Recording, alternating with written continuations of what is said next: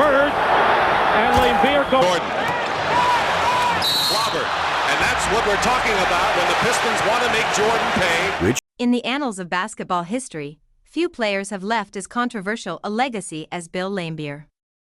While his contemporaries were known for signature moves, Michael Jordan with his fadeaway, Kareem Abdul-Jabbar with the skyhook, and Hakeem Olajuwon with the dream shake, Laimbeer's arsenal consisted of less conventional tactics.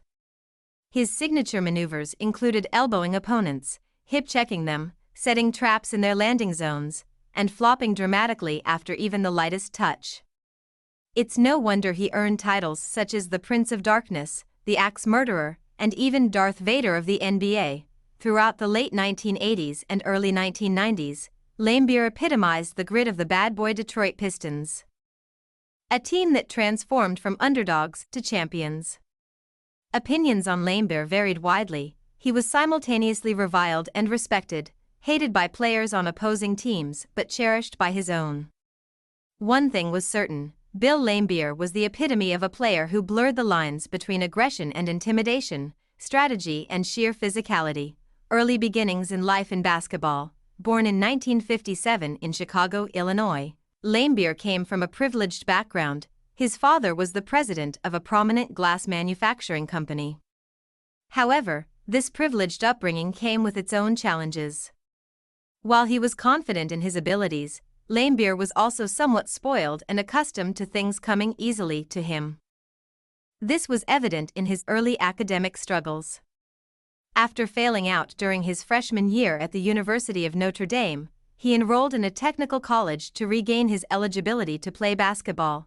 Despite his rocky start in collegiate basketball, Laimbeer eventually found some success, and by the time he graduated, he had averaged only 7 points and 6 rebounds during his junior and senior years. He went undrafted in the 1979 NBA draft, eventually being picked up by the Cleveland Cavaliers as the 65th overall selection in the third round. Despite a mediocre college career that saw him struggle to adapt to the post-play style favored by most centers, Laimbeer had something different in mind. He wanted to shoot jumpers like guards. The Cavaliers were skeptical of his fit, and Laimbeer's early NBA career was filled with foreshadowing of his future altercations. His tenure in Cleveland was short-lived. Laimbeer spent time in Italy, where he excelled, averaging 21 points and 12 rebounds while honing his shooting skills. Upon returning to the NBA as a rookie at age 23, he joined the Cavaliers and showcased his tenacity. Averaging 10 points and 8 rebounds while amassing a significant number of personal fouls, the arrival of the Bad Boys in Detroit, where he was traded mid-season to join a young core led by Isaiah Thomas, Laimbeer found his stride. Over the next few seasons, Laimbeer's performance would elevate significantly, making him a cornerstone of the Pistons franchise. Under coach Chuck Daly's guidance, Laimbeer helped propel the Pistons to success, appearing in the All-Star game in the 1982-83 season and cementing his role as one of the quintessential centers of that era. The Pistons climbed the standings throughout the mid-1980s. Although they faced challenges in the playoffs, including tough losses to the Boston Celtics, the team grew more cohesive and resilient. The infamous animosity with the Celtics was served on the back of many incidents, including a particularly violent matchup in 1986 where Laimbeer's tactics faced scrutiny. By the time the 1988 season rolled around, the Pistons had adopted a full-court pressing strategy characterized by intense physicality and a relentless focus on defense, which solidified their reputation as a bad boy team. Though their tactics and Laimbeer's style were often condemned, the team thrived on this energy. The Pistons became known for forearm shivers, post-whistle fouls, and aggressive rebounds, all tactics that exemplified Laimbeer's influence on the court. Rivalry with Michael Jordan and playoff success. The late 1980s marked a series of epic clashes between the Pistons and the Chicago Bulls, led by the emerging superstar Michael Jordan. Laimbeer and the Pistons brought Jordan and the Bulls down to earth by employing a strategy dubbed the Jordan Rules, which aimed to limit Jordan's effectiveness by punishing him physically on every drive. The Pistons' aggressive strategies bore fruit as they eliminated the Bulls in the Eastern Conference Finals in consecutive seasons, culminating in Detroit's first NBA championship in 1989.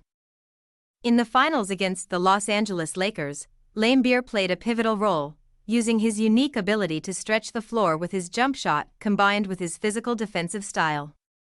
The Pistons swept the Lakers in the series, solidifying their championship status, while Laimbeer became infamous for his tactical fouls and mind games. They thrived under pressure, and their unique brand of basketball was on full display as they became champions, culminating in victory and leaving a mark of disdain that resonated throughout the league. Consolidation of the Bad Boy era. The Pistons returned to the NBA Finals the following year, and while they were fueled by their previous title win, Laimbeer still engaged in his customary antics, including an infamous incident where he ran over a photographer during warm-ups to rally the team's aggression.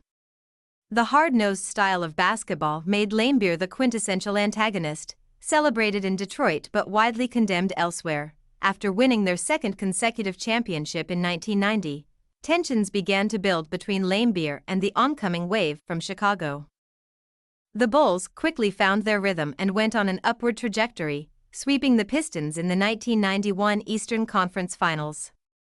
Laimbeer and the Pistons left without shaking hands, turning the walk-off into another notorious chapter in basketball history. A final bow and legacy. Bill Laimbeer's career began to fade after the Pistons' dominant run. A string of injuries affected his performance, and by the start of the 1994 season, tensions came to a head during a practice where he and Thomas clashed. The fight forced Laimbeer to recognize his own declining talent, leading to his retirement after only a few games that season. Upon retirement, the question remained, was Laimbeer truly the dirtiest player in NBA history?